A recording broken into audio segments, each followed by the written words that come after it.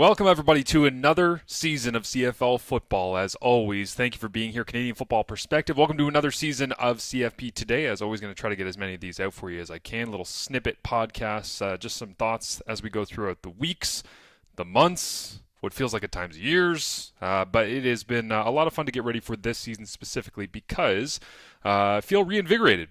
Feel excited about this season. I think there's a ton of movement as usual, but I think the moving pieces they've caused more intrigue than I have felt in past years, and honestly, more questions, and that excites me because, as I always say here on CFB, if we know what's going to happen in the games as soon as you go into them, nobody would pay money to go to the stadium. Nobody would watch TSN. So there's a lot of questions going into this year, and some of them got answered in what I will label this as Overreaction Monday. This is the overreactioniest of Overreaction Mondays, because let's be real, they're all Overreaction Mondays as we go throughout the season, because things can change very, very quickly, as we saw in week one. But this one specifically, just a couple of thoughts on things that jumped out to me throughout week number one. I was kind of half watching some games. I haven't had a chance to go back and peel through all of them in depth as of yet, but watching them and then traveling to Calgary where I did the Stampeders Tiger Cats game, these are a couple things that jumped out to me. So the first thing would be Saskatchewan.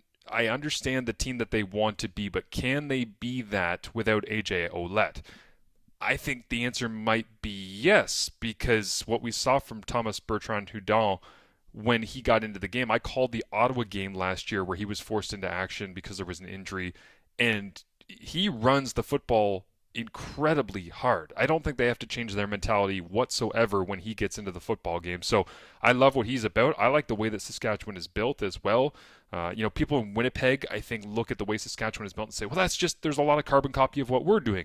They are very similar in feel, but I wonder whether or not they can survive. I'm speaking about Saskatchewan, whether or not they can survive the test of the season, the length of the season, the ups and the downs and the injuries and all the rest.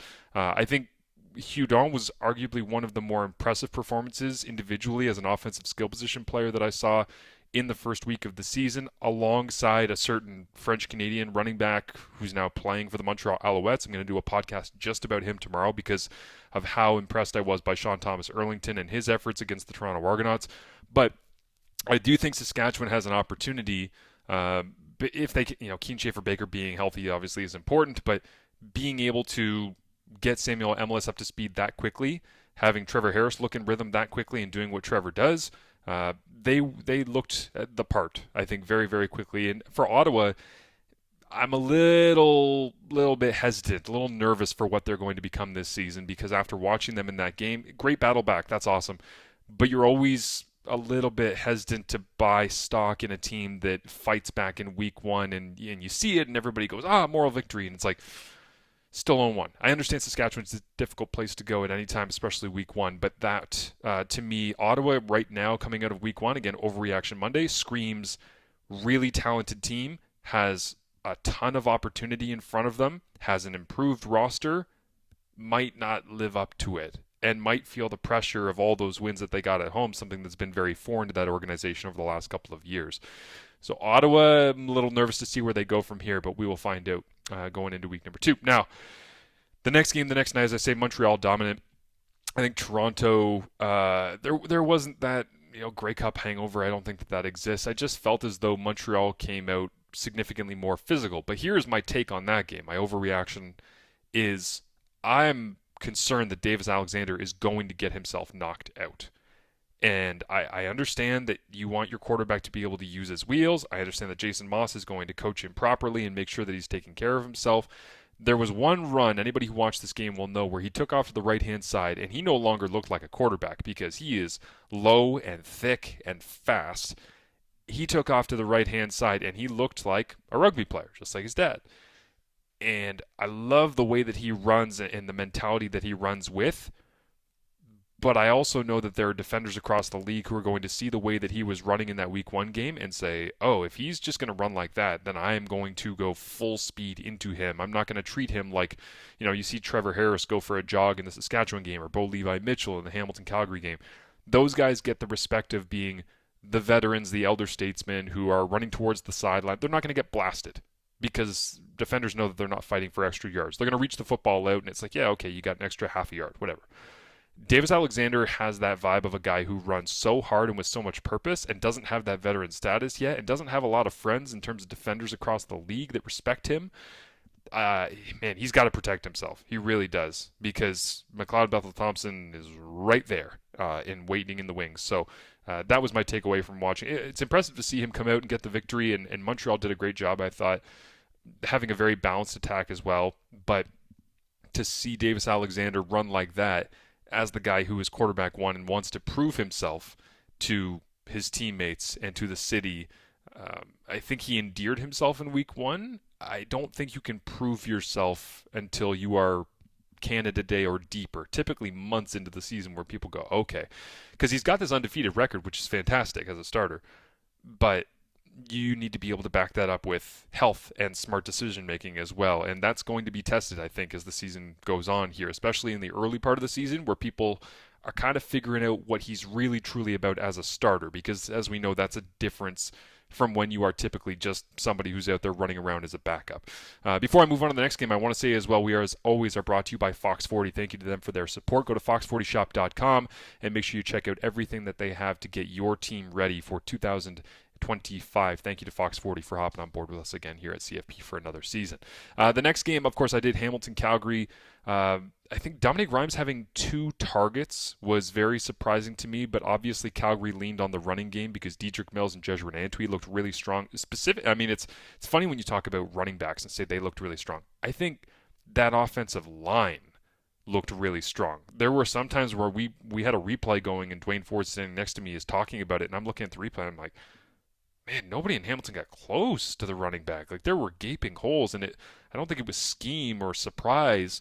It was just being able to move people on the other side of the line of scrimmage. So Hamilton's obviously had a lot of turnover in their defensive line outside of Casey Sales, but I really did think that was a strength of Calgary, was just up front, especially that interior three, like being able to replace Sean McHugh. Bryce Bell came in and did a really good job up front. So him, Zach Williams, and Christian Cano as well being on that right guard spot, I thought those 3 interior Canadians did an excellent job. For Hamilton, I guess my overreaction would be, I think it was 15 targets that I had unofficially in my data tracking for Kenny Lawler.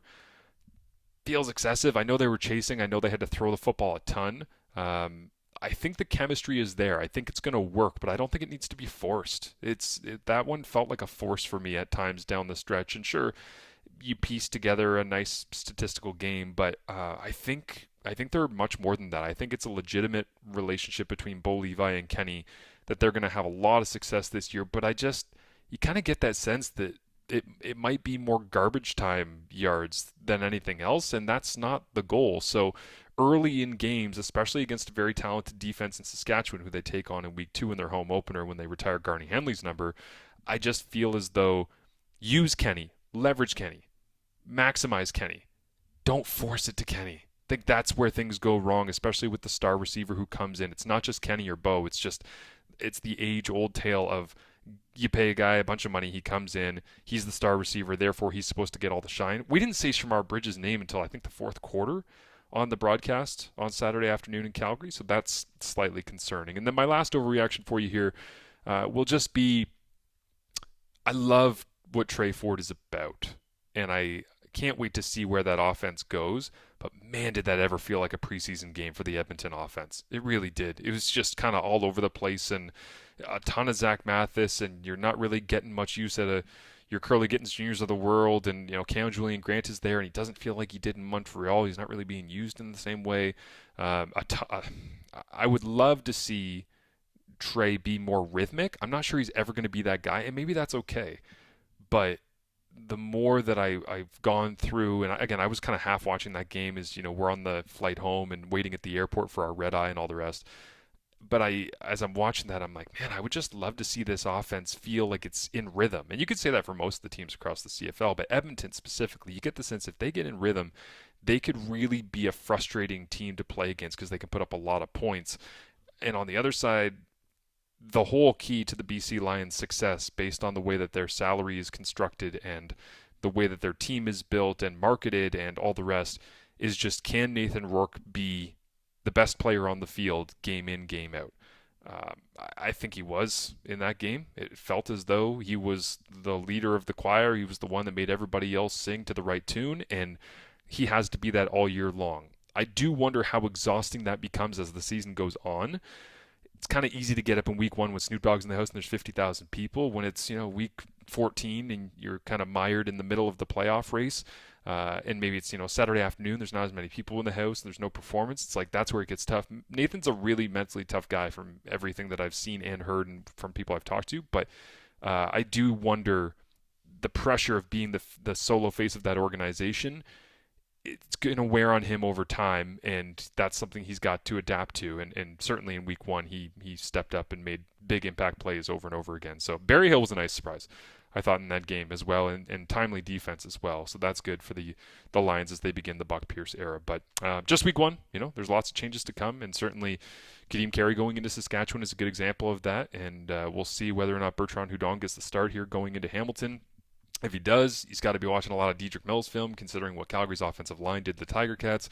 I have the Toronto Argonauts against the Calgary Stampeders coming up this week. I'm excited to see what the injury status is of Chad Kelly, whether or not the Calgary Stampeders can, instead of being sporadically up and down and up and down and up, can they level themselves off? Can they find a little bit of solid footing in week 2 as well? Because it felt like they were very up and down in that first week. But I think the biggest question of all that I have going into week 2 is which team can find their equilibrium the quickest?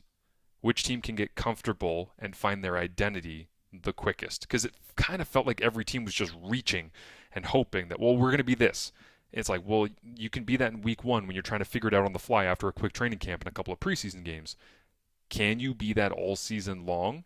And is that the identity that best suits the way that your roster is constructed? I think that's the biggest challenge and question for me going into week 2. So, again, thank you to Fox 40 for being on board with us again this season. Fox40shop.com is where you can go. Thank you for listening to CFP today. And on the way out, I just want to say a quick shout out. I know he won't be listening to this because he has more important things to be doing. But General Manager of the Hamilton Tiger Cats, Ted Gavai, has always been awesome to me.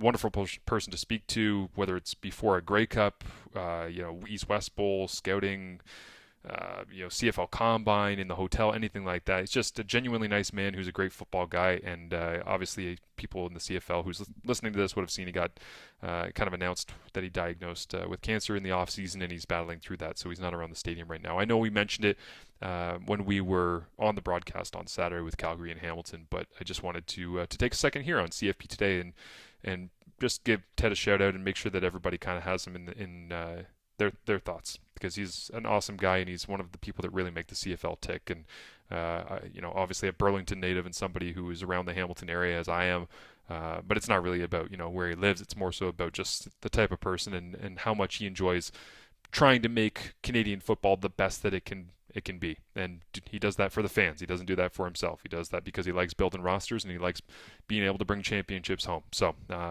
pulling for Ted and excited to see him back at the stadium very, very soon. But for now, thank you for listening. I will talk to you tomorrow. A bit of a breakdown on Sean Thomas Erlington, his performance that really stood out to me. And if there's anything that you want to hear as well on CFP today, let me know. Shoot me a note on Twitter. It is at TSN_Marsh. That's where you can get a hold of me. And if you have any suggestions, I'm always happy to attack, or even listener questions, anything like that, just we go throughout the season. So for now, thanks for listening. We'll talk to you tomorrow, coming up right here on CFP Today.